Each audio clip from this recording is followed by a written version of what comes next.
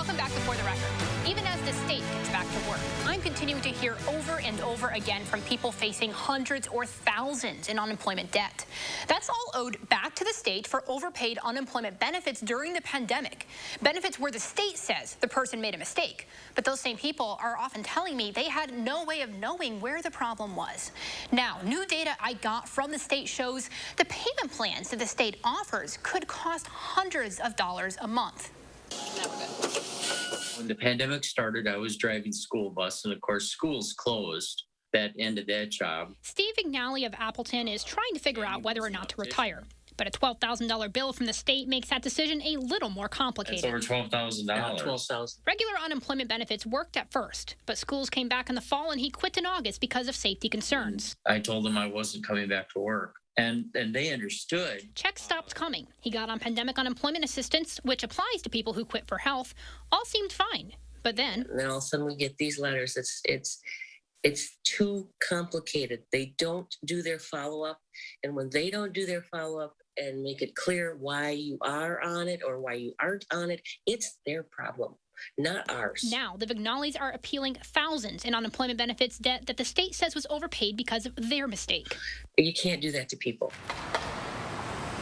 Just halfway through this year, the state had already issued more warrants for this kind of debt than in each of the past 2 years. Over 3,000 through June 30th. Warrants are a last resort. 42,000 are facing debt payment plans. Court costs, there's this and that.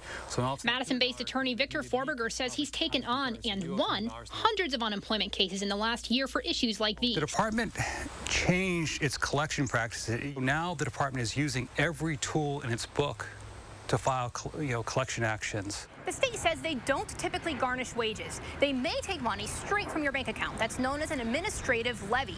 They also told me at first you can make payment plans for as low as $25 a month. I asked for the documents. Turns out that $25 is only temporary. Within 6 months, a payee has to go on a plan that could reach hundreds a month if they're facing thousands in debt. But what's happened in the past year or so is the department has become extremely aggressive now on this debt collection stuff, and they're demanding much higher payments. We've heard ourselves from people facing $30,000. Forberger says numbers like that are becoming all too common in the wake of the pandemic when so much more in benefits was available. And this was one of my fears with this pandemic is the amounts are so much bigger than what they were with just regular straight unemployment benefits. We don't have any income right now. No. Well, have to come out of like the 401k or something maybe. This all comes as hearings for appeals remain backlogged, and after a year when an antiquated computer system caused backlogs of thousands waiting for benefits to get paid out during the pandemic. It's not going to get fixed through a new computer system. It's going to get fixed by actual changes in how the system is administered. Now, the state did not provide an interview for this report, but said the attorney was inaccurate in how he characterized a less aggressive approach to debt in the past. On warrants and payment plans, they said policies changed last March to be more lenient in repayments, and those are still in effect. And that, quote, as long as the claimant contacts us, we do not issue a warrant. The goal of the repayment agreement is to set up a payment plan that the claimant is able to pay.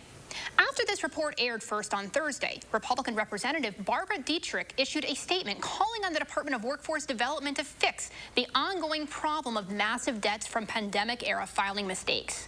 I have a 21-year-old constituent right now, a single mother, who they claim owes $10,000 in overpayment. They have a lien on her property.